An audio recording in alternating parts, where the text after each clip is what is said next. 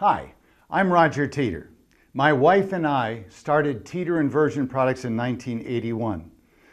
We've been doing this exclusively as a family business for 28 years now. We export to 37 countries. We've got over 1 million people using our home use equipment. During that time, we've accumulated hundreds of testimonies, some of them dramatic, some that our legal department would call miracle cures, such as avoiding scheduled surgery. And we have actually, these anecdotal benefits are reasonably common. So we weren't surprised when Newcastle University came out with a medical study that was a small sampling, but a very well-organized sample. It involved only individuals with ruptured third lumbar disc with extruded nucleus pubillosus and the ages of 20 to 40. They divided it into two groups. Now this is England, so there's a waiting period for surgery of 2 to 3 months. There was a control group that got the traditional physical therapy and then the Teeter Inversion group. When it came time for surgery, the control group, of that group, 78% still needed surgery. With the Teeter group, only 23%, a 70% reduction in the need for surgery. Professor Mendelsohn that conducted the study said that that would result in an 80 million pound savings if that extrapolated to a large sample.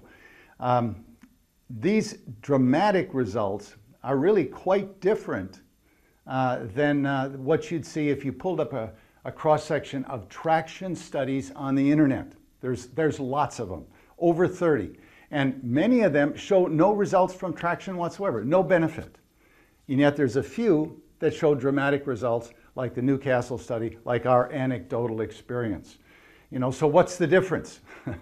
I think as you look at the studies, you'll find that those that really make a difference are fairly aggressive. They put a load of 50 to 60% of body weight in traction, whether it's by inversion, mechanical traction, some of these horizontal traction machines that have been highly publicized, they do promote or state that they need to have at least a 50% of body weight to 60% to really make a difference. Now, and I'm going to pause at this point and go to an animation of a medical study by Dr. Nackimson. You might remember him from your school days because he did a lot of studies that are in the school books. And this one wouldn't be repeated because it involves a surgically implanted pressure sensor in the third lumbar disc. Let's watch this video and then we'll come back and talk some more. A number of volunteers permitted a pressure sensor to be surgically implanted inside the third lumbar disc.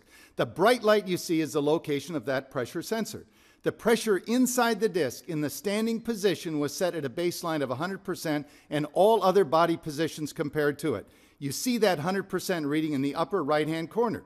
Everyone knows that when you bend over, the loads in your back go up. There you see it, 200%. But did you know that sitting is actually harder on your back than standing? 150% seated in good posture.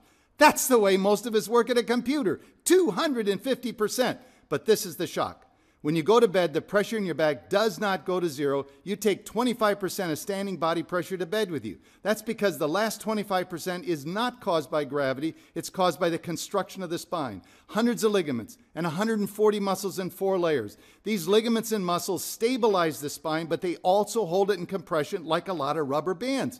The only way to bring the disc pressure to at or near zero is to pull enough traction to overcome those rubber bands. This study indicated that was a really big number, approximately 60% of your body weight.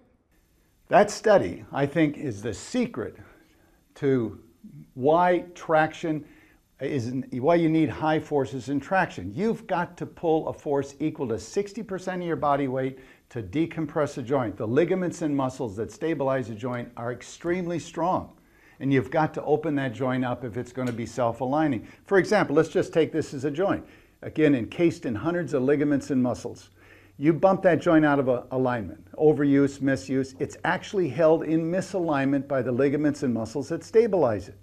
But if you can just get that joint to open up, to decompress, and if you move around, some gentle stretching, it will work to realign itself. But to get that joint to decompress, as we saw with the Nackimson study, you have to pull traction with about 60% of your body weight.